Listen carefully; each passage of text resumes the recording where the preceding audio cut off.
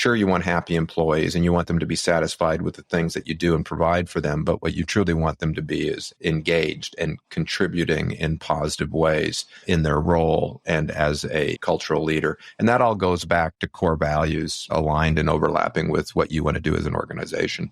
This is the Rebel HR Podcast, the podcast where we talk to HR innovators about all things people leadership. If you're looking for places to find about new ways to think about the world of work, this is the podcast for you. Please subscribe from your favorite podcast listening platform today and leave us a review. Rebel on, HR Rebels. Welcome back, Rebel HR listeners. Very excited for the conversation today. With us, we have Kudos' Chief Commercial Officer, Tom Short. Tom is an employees first entrepreneur. In the last 25 years, he has founded several successful companies, all of which have employee experience as their cornerstone. In his current role, he is invested in advocating for employee recognition over rewards, favoring the long-term effects of recognition on well-being and motivation over the short-term object perks of rewards. Welcome to the show, Tom. Hey, thank you very much, Kyle. Appreciate being here. Appreciate having you with us. We also have Molly Burdess. Molly, thanks for joining us. Hey, guys. She's here to ask all the good questions, Tom, just so you bet. You always have to have a smart person in the room. That's right. I'm the color commentator. Well, Tom, again, appreciate you joining us, and you've got a really interesting background. I think the first question that I have for you is what brought you to Kudos? Well, it's a long and sad story. I don't think we have enough time to go through it all, but it all kind of harkens back to a variety of companies I've started here in Calgary. I'm a bit of a serial entrepreneur, and one of the last incarnations was an advertising and marketing firm here in Calgary, where we had a couple hundred employees spread out through Canada and the U.S., and it was pretty difficult getting everybody on the same page and to let them know that we actually valued them. And then, of course, through the various cycles of work, you have scenarios that come up that challenge businesses. And when that happens, it puts extra stress on the organization. And through the 2008 financial meltdown, we were having to face the same challenges as everyone else, is right-sizing your business and keeping your team engaged and trying to drive back up to the successes that you had before. And we found that the secret weapon turned out to be employee recognition and figuring out how we could demonstrate to the team that they were valued, that they were their contributions made a difference, and that they were helping contribute to the overall recovery of the business after an event like 2008. And that ended up becoming what is Kudos today. And through that, we had a scenario where all of our agency clients were asking why our people were so damn happy.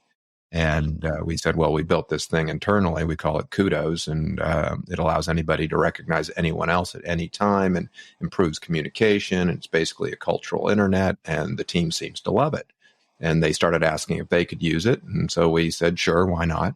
And then we decided, hey, maybe we can sell this thing, and went out on the road to a couple of trade shows to see if that would be possible. And we kind of arrived on the scene early on with really in about 2009, one of the first, if not the first, social recognition platform.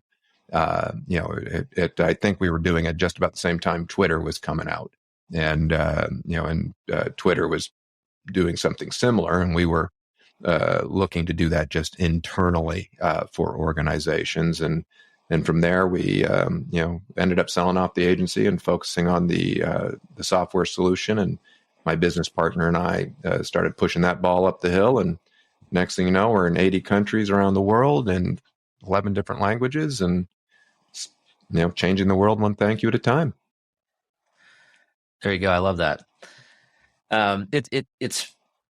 It's really interesting to kind of hear the story. It's like, so you didn't like wake up one day and you're like, I'm going to build this recognition platform and go sell it. Like you tested it out internally. I'm curious, if you go back to that, you mentioned that you figured out the secret weapon was was recognition. What was the kind of the aha moment for you that there might be something here to build out that could drive your culture the way it needs to go? Well, it was kind of a scenario where we were searching, for options and ideas. I happened to be reading the book First Break All the Rules at that point in time, and it identified, the Q12. The first time I'd come across that about getting feedback, and it really focused in on what do the best performing companies in the world do differently than their cohorts or the worst performing groups. And it really came down to, these 12 essential elements of, does my boss care about me personally and professionally? Do I have a best friend at work? Do I know what's going on at work? Have I been recognized in the last 7 days? And when we went through that, we went, there's a lot of truth there. It's not all about money. It's not all about, the material things, where everybody else at that point in time, when we went out searching for solutions, was really heavily focused on rewards. Just give your people stuff, give them perks, give them incentives, give them rewards. And, of course, coming out of a down cycle, you also don't want to spend a whole lot more money. So what was it that we could do to, get the biggest bang for our buck and also, engage our team and improve the relationship we had with them? And it turned out that just acknowledging them and letting them know that their efforts were valued, seen, and appreciated, and empowering them to also do that with everyone else seemed like the simplest solution at that point in time, because thank yous are endless. You can give that as much as possible, and you can never give too many thank yous, as it might be. And really, the epiphany came when we were doing this in person in our town halls, in meetings, one-on-ones. Yet it was always fleeting. Like it was, people would always come and ask me, "Hey, how am I doing today, Tom?" And I'm like, "You're doing great, Kyle. You're killing it. You're one of our best employees." And then the next Tom. day you come and ask the same question again, and I'm like, "Did I not tell Kyle yesterday that he's awesome? Maybe I didn't." But when we started doing it online in a social space where everyone could, comment on the messages and like messages and amplify them, that went away. Everybody just started really feeling appreciated at that point in time. And it was just as simple as putting it in a place where it provided that ongoing affirmation that the person was appreciated and valued.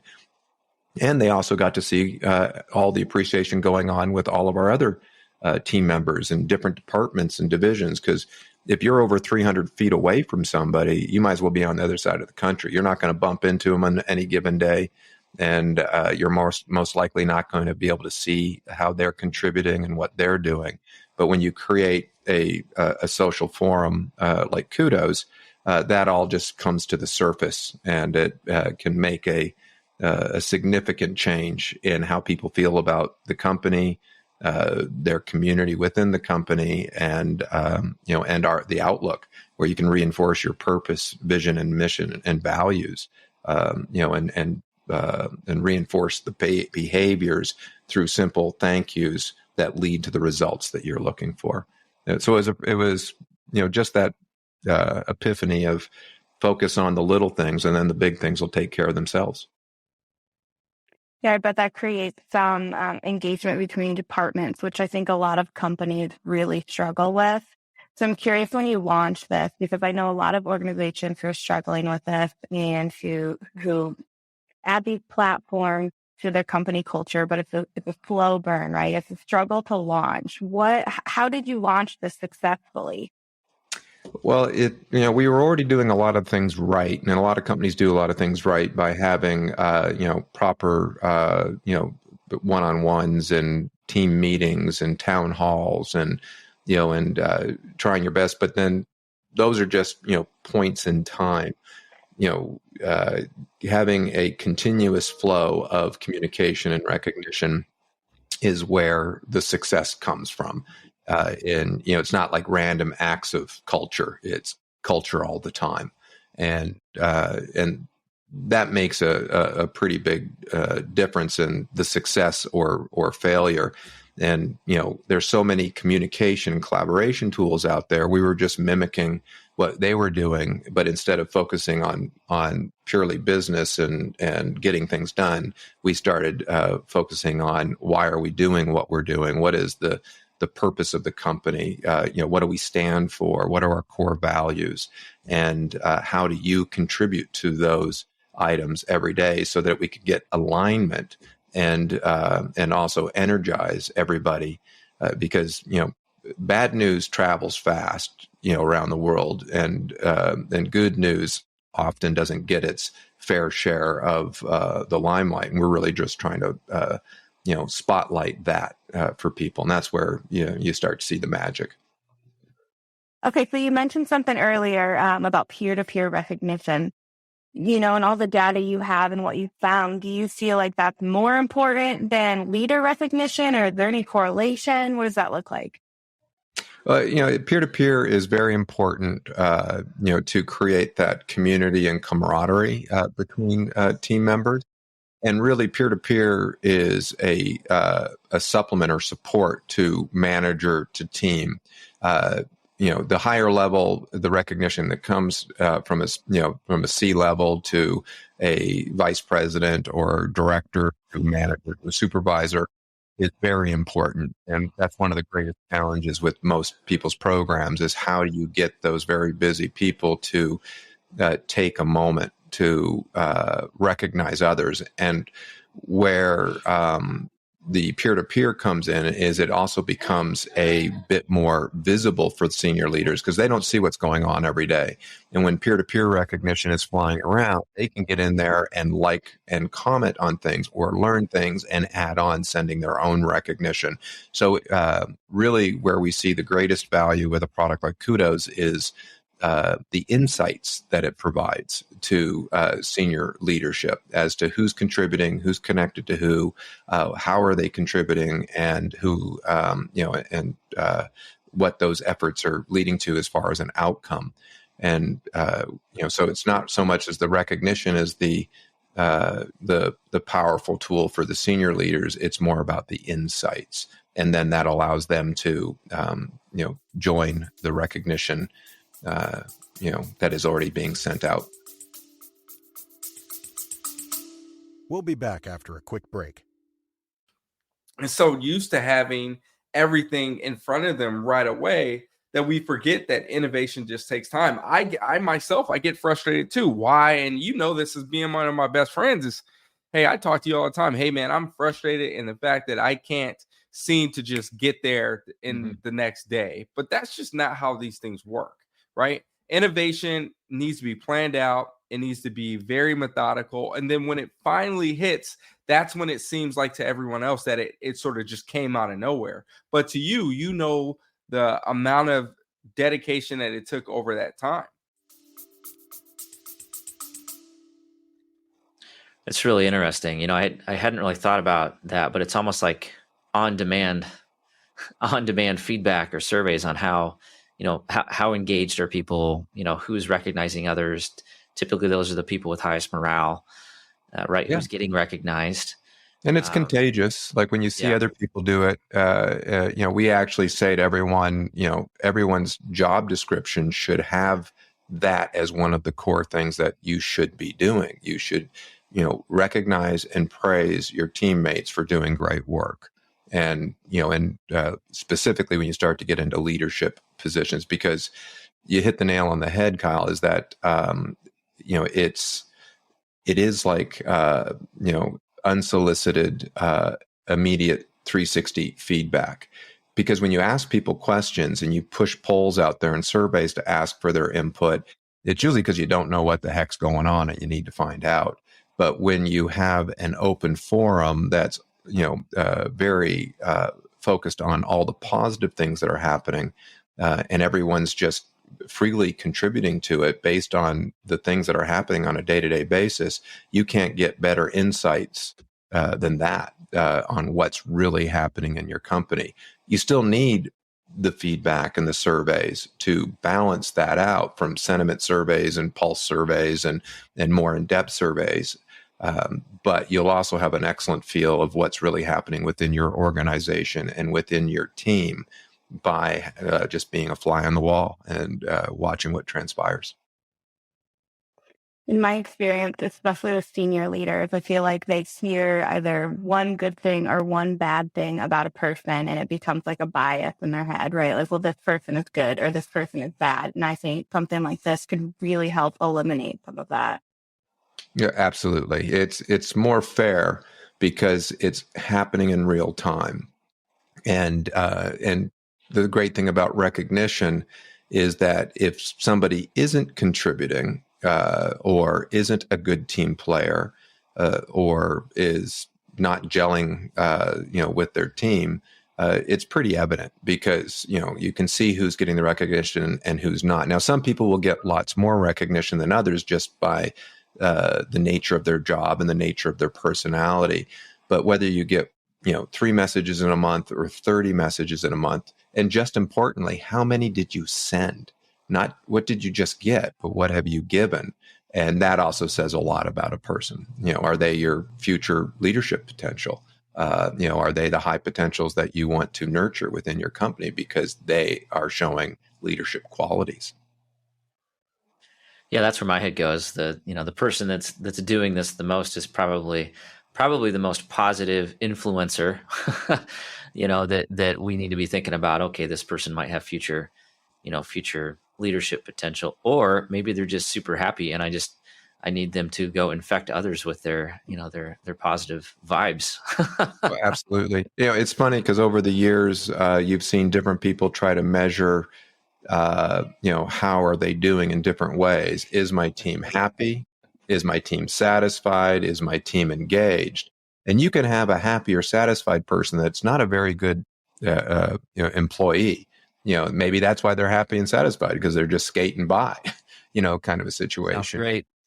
What you're looking for are the people that are, you want to look at the people who are engaged and are leaning in and contributing, sure, you want happy employees and you want them to be satisfied with the things that you do and provide for them. But what you truly want them to be is engaged and contributing in positive ways in their role and as a cultural leader. And that all goes back to core values, alignment, purpose. If the individual is a good hire and and aligned and overlapping with what you want to do as an organization.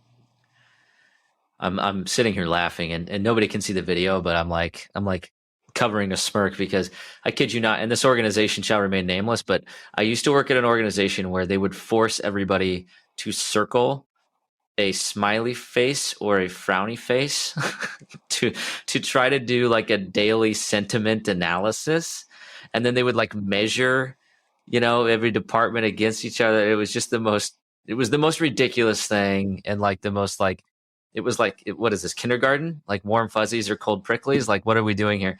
But but what you just described to me is a much more systemic and more functional way to understand, okay, how are people feeling? Obviously I'm assuming that you'll probably see those who recognize more are probably feeling better. There's probably a correlation between performance for organizations. Walk me through kind of that ROI calc. How do we determine if this is working or how we're doing as it relates to our rewards and recognition systems? Absolutely. Well, most people when they reach out to us, it's usually because they've run a survey and understand that their team is less than impressed with what is going on in the organization, and maybe morale is suffering. Usually, turnover is a key indicator that things aren't going so well. So when they do reach out to us, they're looking to improve engagement by enhancing morale and ultimately reducing turnover. And even with the whole quiet quitting or disengagement kind of conversations that are going on now today, how do I get people more engaged to love their job and to contribute more? So in those scenarios, when they have that question, they come to us and then also ask, what does success look like? And you'll typically see things once Kudos is rolled out where employee net promoter scores will start to improve because they feel better about the company, their role, and their manager. And you'll also see morale scores or any kind of commitment scores improve. And with that, it just automatically correlates to an improvement in retention.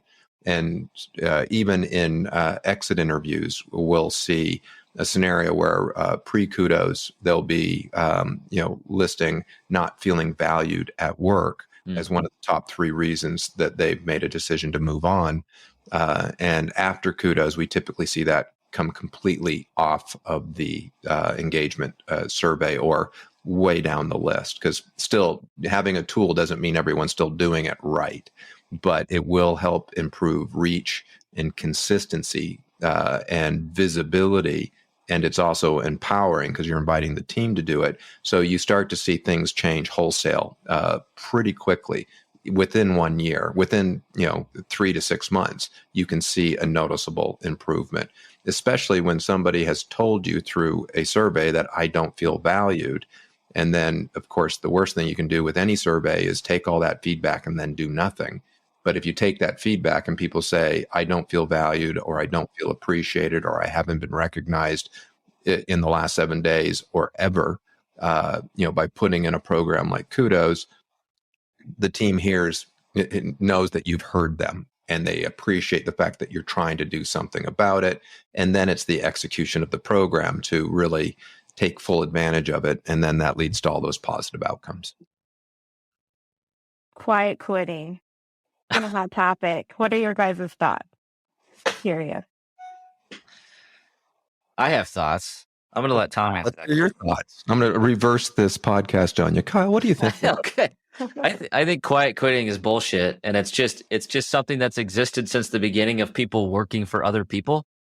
But we're just labeling it something so that we can, blame it on a new hot topic and sell some HR content. Yeah, it's a new word for new. It's still all about disengagement, and when people become disengaged, there's a little bit of a discussion around is it about work-life balance or work-life blending?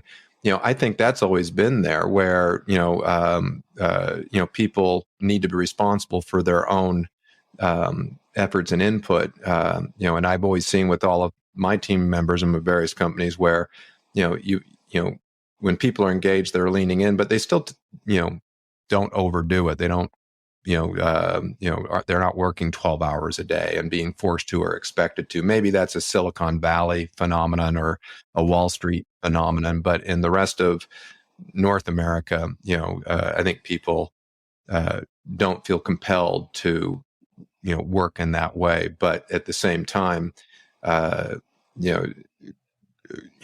quiet quitting isn't about work. I think that most people are talking about people just doing enough to get by so they don't get fired. And that comes back to people, poor hires as well as disengagement, like the company doing wrong things.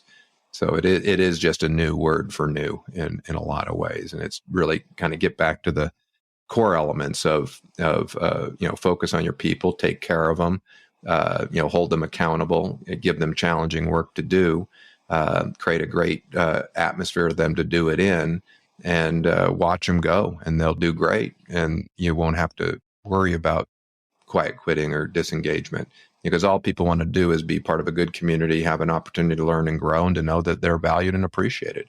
Get those 3 things right, no problems. Simple. I'm with you, Tom. I do think the one area where I think the quiet quitting conversation is interesting is the value that people place on work. And some people just place more value than others. And, there's for some folks that are perfectly fine just coming in and doing the absolute job description that they are expected to do every single day and go home and not think about it after they go home, good for them. So I also think kind of the context that we talk about quiet quitting, especially us, us HR people, we're typically type A, and we're all thinking, work, and thinking in those terms. And So I think the context is wrong because not everybody is coming at it from the same perspective either. Some people might think quiet quitting is just normal. That just means I'm good at my job and I don't take it home with me. Well, people like me are like, well, that's a travesty because I get a lot of enrichment from work and I want work to be valuable and challenging. And so I think that's an interesting conversation. But again, it's not new. I mean, that's just ever since somebody said, hey, I'll give you this many seashells to move this, move this thing from here to here, people have been finding ways to work as little as possible to achieve that goal. Well, even at the end of the day, like, we believe in a row work environment, like it's results oriented. If you can get your job done quickly and find more time in the day to do things that you enjoy, good on you. But hopefully the things that you're doing at work is something that you do enjoy and that you align, your purpose, your why is aligned to the corporation's or company's purpose or why. We're very fortunate with the product that we've created and are selling.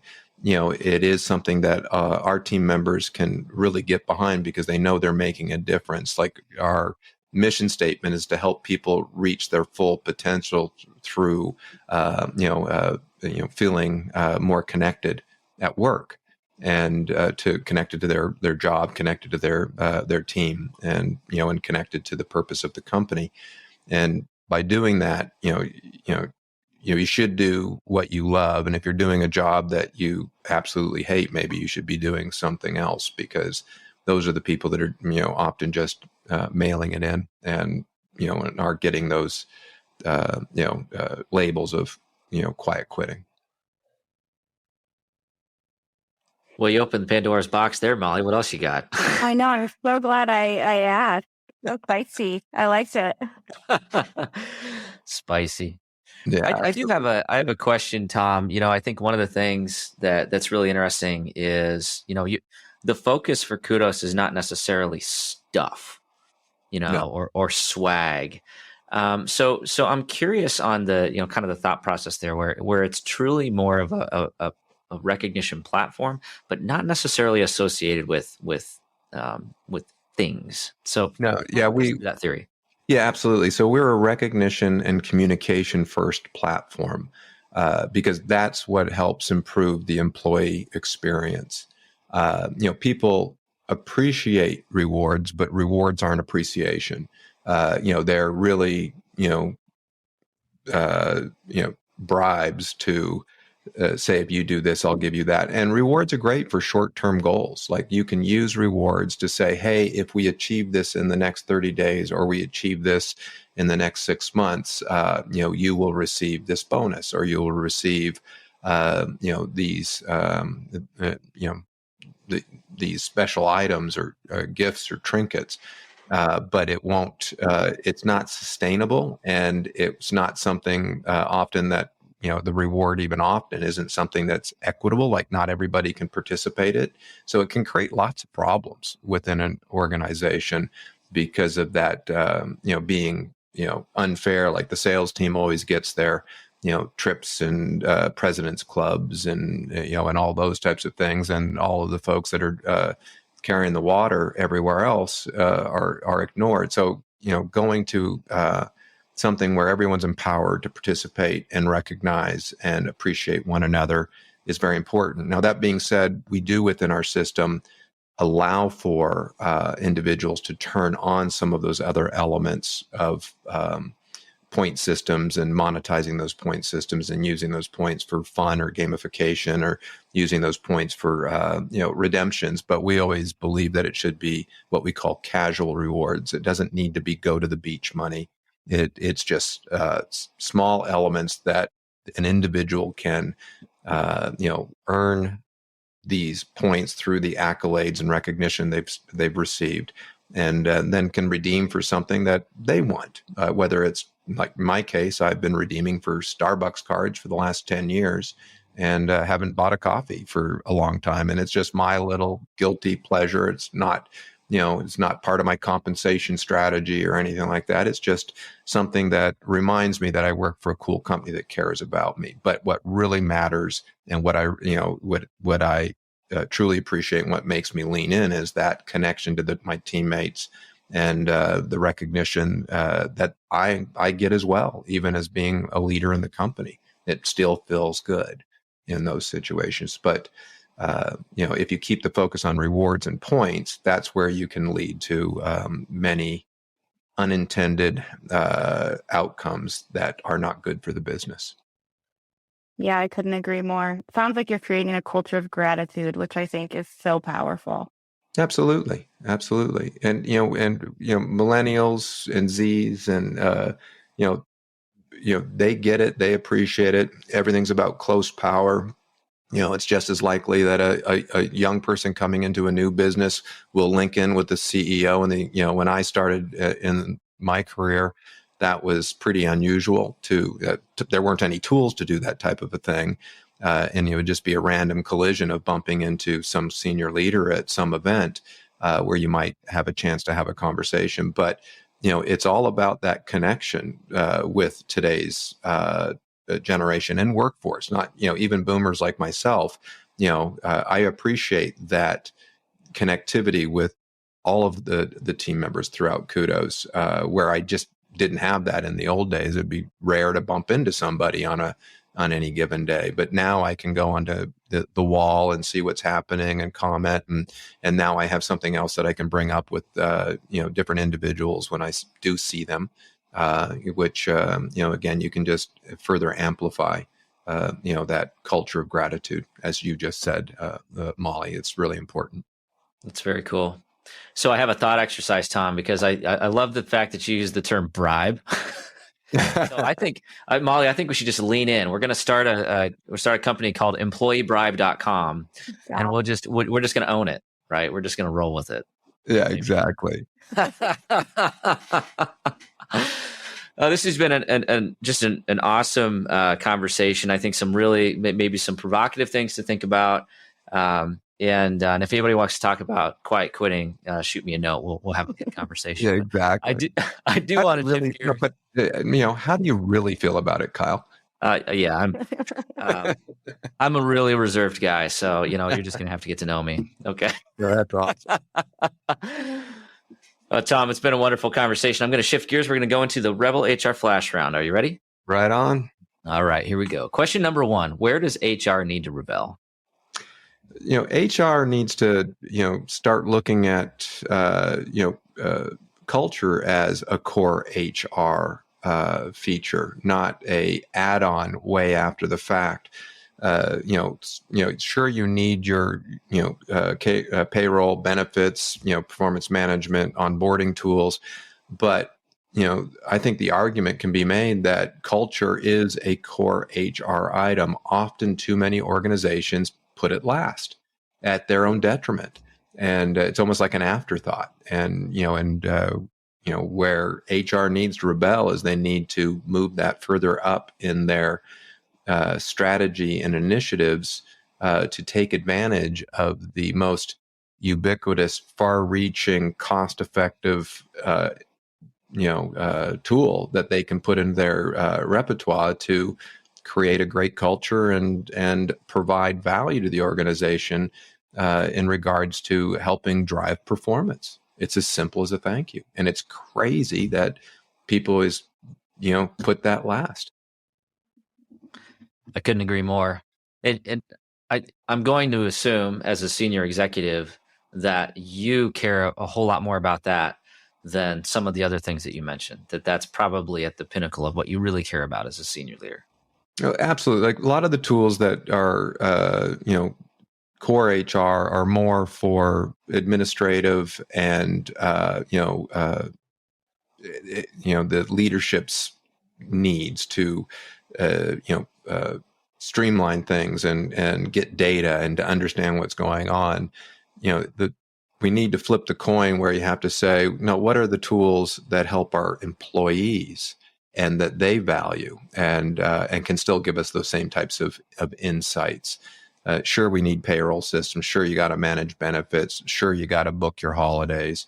And sure, you have to do performance reviews, which everybody dreads. Doesn't matter who you are, at what level you are. It's never a super pleasant experience, even if it's good. You just dread it. But, if you start focusing on, that community connection and, reinforcing the right behaviors that lead to the big outcomes, you'll get further faster with a happier team that isn't quiet quitting. Had to throw it in there. All right. Question number 2. Yeah, just poking the bear. I appreciate it. Who should we be listening to? Well, I'm a big reader. I like to look at a lot of different people that are putting out thought leadership on the topic. But some of it kind of goes back to the fun items, not so much reading, but listening. And of course, a lot of these folks will have podcasts and webinars, but, even all of Patrick Lencioni's books are awesome and quick little reads, little fables that have truisms in it. Going all the way back to when we first started Kudos, Dr. Paul Marciano wrote a book, Carrots and Sticks Don't Work, and he's still a leader on those topics. And Kevin Cruz, but obviously the ones that stand out the most all the time that are putting out great content are everyone from like the Josh Bearsons of the world to Gallup and other organizations. But I'm a little all over the place in regards to who I would recommend or would say I'm listening to, but a lot of those items are good. The book that I'm kind of most engaged with right now is the Core Value Equation. It really talks about how your core values and core value driven organizations are the ones that are the most successful, and just a lot of good reads out there. So those would be just a few of the subject matter experts and a few of the books that I would look into out there. Love it. Yeah, I literally have the Patrick Lencioni books just right here on the back of the wall, and I just pulled them out for an org restructure discussion and management team building. So they're bang on, and it's funny because it doesn't change that much. There's just this element that going back to when Lencioni wrote his first books to the ones that just came out recently, they all still go back to the same basic concepts. Treat your people well. Your people will then take care of your customers. Your customers will then take care of the business. It's do things in that order. Yep. Don't outsmart your common sense, right? That's right. All right. Last question here. Such good content. How can our listeners connect with you and learn more about you and Kudos? Yeah, link in with me. I'm just, Tom Short at Kudos on LinkedIn. You can find me there. I'd be happy to link in and have a conversation, or they can reach out directly to Kudos at kudos.com and engage us through our website. And you're usually going to run into me somewhere along that path. Love it. We'll have all that information in the show notes. And just really appreciate the time here, Tom. I know you're a busy guy, so the time spent is much appreciated. So thanks. I enjoyed this. I appreciate the opportunity, and I also learned a lot from you, both of you. So thank you very much. Thank you. Thanks, Molly. Thanks, guys. Okay, bye, Molly. Bye, Kyle. All right, that does it for the Rebel HR podcast. Big thank you to our guests. Follow us on Facebook at Rebel HR Podcast, Twitter at Rebel HR Guy, or see our website at rebelhumanresources.com. The views and opinions expressed by Rebel HR Podcast are those of the authors and do not necessarily reflect the official policy or position of any of the organizations that we represent. No animals were harmed during the filming of this podcast. Baby.